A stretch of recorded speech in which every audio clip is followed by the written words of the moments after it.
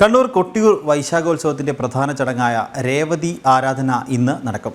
ഉത്സവ നാളുകളിൽ നടക്കുന്ന 4 ആരാധനകളിൽ മൂന്നാമത്തെ ആരാധനയാണ് രേവതി ആരാധന.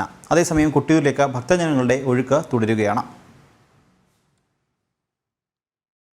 ഒരു മാസത്തിലധികം നീളുന്ന വൈശാഖോത്സവത്തിലെ പ്രധാന ചടങ്ങായ ഇളനീരാട്ടത്തിനു ശേഷം നടക്കുന്ന സുപ്രധാന ചടങ്ങാണ് രേവതി ആരാധന. വൈശാഖോത്സവവുമായി ബന്ധപ്പെട്ട് പ്രധാനമായി 4 ആരാധനകളിൽ മൂന്നാമത്തെ ആരാധനയാണ് രേവതി ആരാധന. തുടർന്ന് കൊട്ടിയൂർ പെരുമാളിനു മുന്നിൽ പൊന്നിൻ ശീവേലി നടക്കും.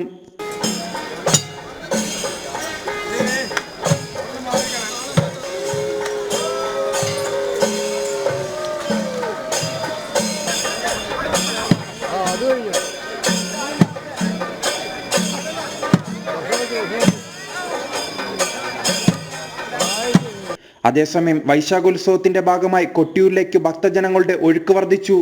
ഈ ഉത്സവകാലത്ത് 40 ലക്ഷത്തിലധികം ഭക്തജനങ്ങൾ കൊട്ടിയൂരിലെത്തുമെന്ന് സംഘാടകർ പ്രതീക്ഷിക്കുന്നു. അതോടൊപ്പം 4 ആരാധനകളിൽ അവസാനത്തേതായ രോഹിണി ആരാധന 6 നടക്കും. ജനം, കണ്ണൂർ.